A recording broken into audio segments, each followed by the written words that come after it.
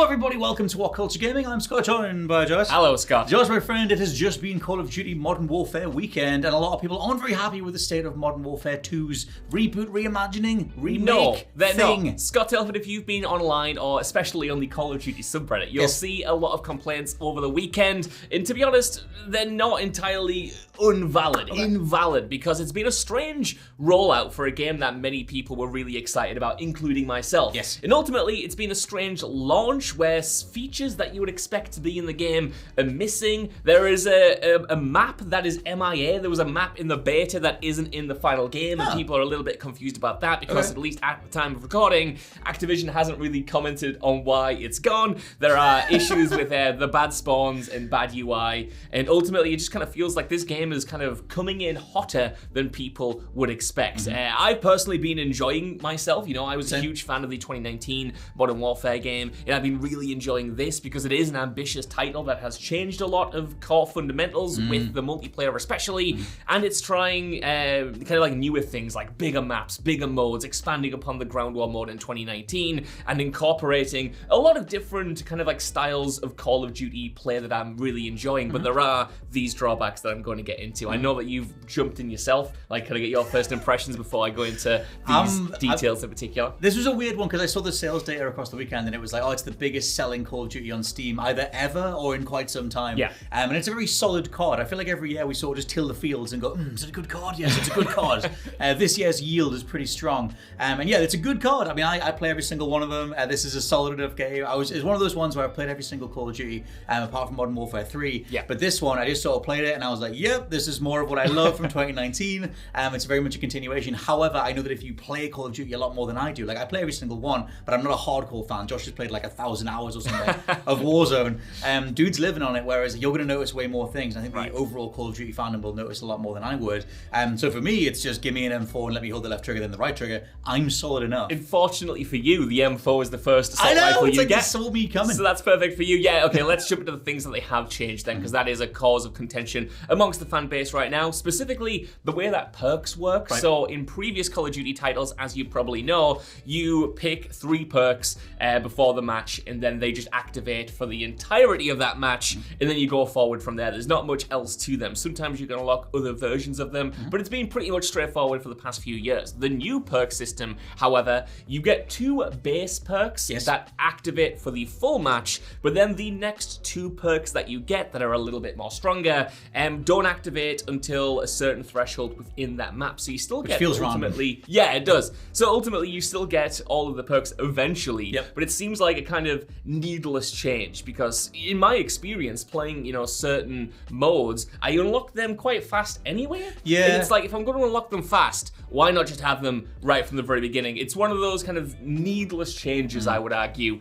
and I kind of see what they're going for, because some perks may be overpowered or whatever, so you want to get them later on in the game rather than stomp people right at the beginning. But it just seems strangely implemented, and like you said, they're kind of random in terms of how they unlock and kind of like how they contribute to the feel of every match. I wonder how much it's them chasing Halo Infinite. I know that's a weird marker to chase because Infinite's been such a tire fire, like since launch pretty much. But that game went forward with the idea of everyone starts the same and you're finding various parts of your loadout, various pieces of equipment on the battlefield, and it changes how, in theory, it changes the flow of a match as the match continues. And I wonder if it's Call of Duty's version of that. It's like we've had standard loadouts for so long, I mean 15 years or whatever, since Modern Warfare, and I know that we had them a little bit before then, but in terms of Call of Duty pioneering that stuff, and all there's like the Pick 5 system and all those kind of things, maybe this is them going like, let's shake it up and see how people respond to it. Obviously the response has been, could you not? We'd rather you didn't do that. Well, it seems like this is quite a gracious look on how they've approached these changes, in my opinion. It seems like they've tried, with the changes and omissions they have made that I'll get to, they've tried to level the playing field across the board, whether you're a casual Call of Duty fan or whether you're a hardcore Call of Duty fan. And that's, you know, kind of with the perk system, but specifically in taking away stats. Like they've taken away the barracks right now, so you can't see your overall kill-death ratio, for instance. Like that's not in the game at this moment in time, which seems like a big omission, and a lot of people aren't happy with with in kind of myself personally. I'm like, well, where are my stats, guys? How am I supposed to know how well I'm doing, etc. When you finish a match as well, unless you go back to the menu and hit the right trigger, you can't even view the standing of like the match that just completed. Right, yeah. Most of them don't auto-generate. You've got to find a way to see if you even placed well, unless you're pressing the touchpad during the battle itself. And this kind of seems like a trend, right? Because Battlefield 2042, which launched last year, similarly didn't include like a conventional scoreboard. And I wonder if like kind of the developers behind these first-person titles are trying to not eliminate that competitive side, but kind of obfuscate it. So you're not so worried about your kill-death ratio. You're not so worried about doing well compared to other players, and you can maybe just have some fun in the game itself, working with mechanics. Like I said, I think that's a noble aim, but in implementation, it doesn't quite come across like that, and it feels like you're missing a feature, perhaps, that other games that came in other games as standard. I think as well, I mean, Overwatch 2's version of that. It's like there's like a general push, like you said, from Battlefield to Overwatch 2 to Call of Duty to try and make overall online play spaces more friendly, which, like you said, is a noble aim and something to aim for. And especially if you contrast it with the Wild West days of 2006 Xbox Live, and the amount of things that were being said online, or the general attitudes that were getting across, and we were all part of that stuff, getting used to online play and everything. Trying to make those places more palatable overall is definitely a worthwhile thing to do. However, I don't think that you should necessarily eliminate all aspects of competition or stats that can be tracked that people want to see. I mean, I know that, like I said, in regards to the end of match scoreboards, they are still in there if you hit the right button, but I feel like overall people play Call of Duty to some degree to have that competitive aspect, and if that's done well, you can't have healthy competition. You have to get rid of all of it. I do think, I 100% agree. Like, I think the system that they had before, where sometimes they would hide your kill death ratio depending on the game mode that you're in, and just keep that, in the barracks itself, so you had to kind of go and seek it out if you wanted to see it. So it wasn't ever present, but it was at least there and it was accessible. That was already pretty spot on for me. Can I do a banter? I barely know what the KD ratio even is. Well, like, I know what it is. I know that it references your literal kill to death ratio. That's right. But when they show me the number, I don't think I know what that means. I sort of look at it and go, okay, cool. Well, what does that do? Maybe you're the intended COD player. Maybe this is what I was already this brain dead to that thing, though, because I just play COD. I just go on the maps, I shoot the men, I don't care. Like, I mean, I'll get more involved than I'm sounding right now, but still, overall, KD ratios were never my thing. Maybe they've looked at the amount of people that talk about those things and have tried to smooth it over. I don't think they should. I think if you want to access that information, it should be there. But I'm just lolling at the fact that if there's more people like me going like, I never really cared, or it doesn't really factor in, that they've kind of gone like, well, no one cares. Well, I think that's what they want people to care about, ironically. They don't want you to get so focused on that side of the game. And that kind of, gels with how they've changed the weapon progression system. Yes. So in like previous Call of Duty games, you would unlock new weapons by just getting to specific levels in the general player progression, and that's still there to an extent, but now you also have to use specific guns to get blueprints for other weapons, if that makes sense. So you might have a marksman rifle, and the base of that works as an assault rifle as well, but to unlock the assault rifle variant, you have to get kills with the marksman rifle version. So essentially it's encouraging you to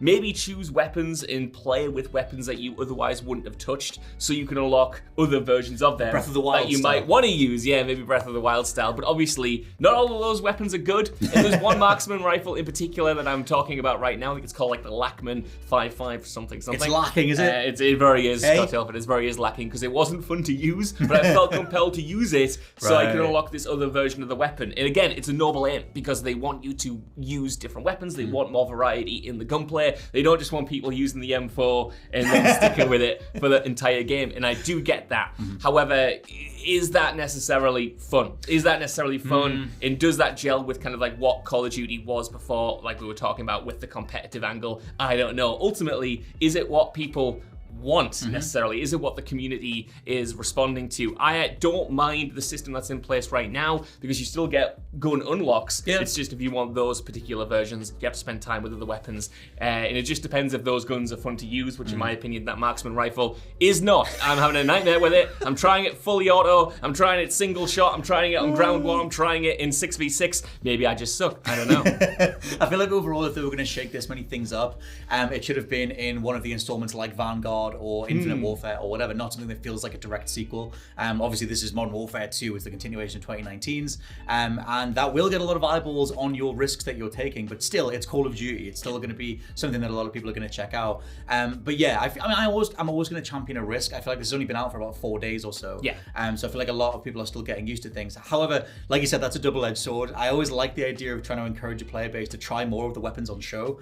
But at the same time, if the thing that they're pushing you towards is just fundamentally lacking to what you were just using, that's never going to be a good feeling. That's it. And I mean, I'm not going to talk too much about score-based matchmaking in this video, but say, like, you're getting stumped anyway. You don't then want to use a gun that you're not gelling with just because you want to unlock another gun. Like, that's just going to make for a couple miserable hours until you get the thing that you wanted in the first place, and maybe gating content in that way isn't necessarily the best. However, going into the actual gameplay itself, like, I think it's really solid. I love the engine that they're using. The gunplay feels punchy. I like the added recoil to the guns. However, there is one point of contention amongst the fan base and myself, Scott Tilford, and that's the spawns in the regular 6v6 multiplayer, because they are absolutely annihilating me at this moment in time. Why is every single year we talk about spawns, but oh my god, this year, when the first match I went into, a guy just spawned there, right in front of me, facing the other way, and I just blind fire killed him, and I was like, oh, that's gonna suck to be that guy. It was probably me. It was probably me in that moment in time. I was playing a map last night, and it literally, I had 4 deaths in a row, and it spawned me in the same place every single time, and I was practically screaming to the game, this is where I die. This killed me last time. You're giving someone else an easy kill, and it just feels way more noticeable. I mean, Call of Duty always have bad spawns when the games first come out, but this one feels really noticeable and kind of really random, where more often than not, I feel like I'm just spawning in an enemy's line of sight and get annihilated, or they're spawning in my line of sight and I'm annihilating them. It just doesn't feel particularly well implemented. I would love to know how, we've been doing Call of Duty annually for 15 years now. How do we not have spawns right? How is this the same? Every single launch period always has something to do with the spawns. I remember World War II's being notably bad a few years ago. And it's just, Vanguard, I mean, they all are. There's always some version of this conversation, but I really noticed it this time. Like I said, it was immediate. Dude, just right there. Like, okay, I will kill that guy that's right in front of me then. And it sucks again because this is, a sequel, and you kind of expect a sequel to expand upon what the team learned from the previous game. And this does in some ways, but like I said, with this title in particular, I still really like it. But there's a lot of weird changes and weird omissions and kind of steps back where you don't really expect them to step back. And a lot of people, again, are complaining about that missing map. There was a museum map from the beta that was heavily tested, and now it's just not there. And there's just kind of like a general sense of weirdness of like, why is all of this stuff in flux when the game is out? There's a missing hardcore mode, for instance. That's another thing that people are annoyed about. A hardcore variant of the many multiplayer modes in the game. That's often came as standard. People love playing hardcore with the higher time to kill, with no minimap, etc., etc. And that's not coming until Season 1 drops on the November 16th. And it's just little things like that where they're not deal breakers, but when you compare it to Modern Warfare 2019, it appears to have, maybe less content, maybe missing features that, like you said, should come as standard and that they should have just kind of carried over and got right by now. Have they, towards the end of development, kind of realized, like, hey, this is going to be the last Call of Duty for a couple of years, and we need to kind of stretch this stuff out. So if we can have anything that's remotely anticipated, that gets people talking, even if it's just, we're giving you the thing that you thought you were going to get on launch day, which is just video games 101, that can be something people can anticipate a few months in advance, and they can sort of makeshift a season plan that way. Yeah, I mean, probably, the return of the museum map. Probably, because then people get excited about Season 1, it gives them a chance to log back in, it gives them a chance to connect with the game again for a longer period of time. I don't like that myself. If that is the case, I prefer to have a content-rich game at launch and then have that supplemented with stuff afterwards, rather than, be in this weird space where we're now looking forward, like you said, to things that we either expected to be in the base game or things that we've already played in the game, like the museum map, and we're thinking, okay, when are we going to get that stuff that we thought was going to be already included? It just kind of creates a strange dynamic. Like I said, a very strange sequel. Especially with the lack of communication on their part. If it's something that any beta map that people were responding positively to, you would assume would then be in the full game. Yeah. That's a weird beat to go with. A couple more nitpicks, because again, these do feel like nitpicks right now. But the UI in the menus in particular has been causing havoc for a lot of players. And this does suck. Like, there's just some strange choices that they've made. There's a horizontal kind of option screen for your camouflages. So you have to go, it just shows you every camouflage that you have in the game. There's like no drop down boxes. You just kind of scroll right until you get to the one you want. It's just not intuitive. No. The way the UI works, when you're even jumping into a match, like you might click, Invasion and Ground Ball, for instance, off the menu, and you might think that'll put you into a matchmaking lobby, but then you go into its own screen, then you have to click matchmaking again, and there's been so much time wasted in that screen where I thought I was matchmaking, and I hadn't clicked the thing. Again, it sounds like a small thing, but it's just one of those weird steps back. Like I mentioned, there's also a map that a lot of the fan base doesn't necessarily like, but I really like it. And it's on a kind of like a highway with a lot of cars. It looks like the one from Black Ops 4, I think. Was it? Okay, I don't really remember too much about There was Black Ops a one, 4. I'm sure it was in Black Ops 4, where it was like a highway, lots of crash cars, and everyone was just doing sight lines, sniper rifle stuff over and over and over again. Well, it's very similar to that, apart from the cars explode. So if you're stood next to a car and someone hoys a grenade, then your entire team can die, as happened to me yesterday, where we were trying to cap an objective, and then the car was on fire, and I thought, that's going to explode. So I tried to move, the car exploded, whole team wiped. Very strange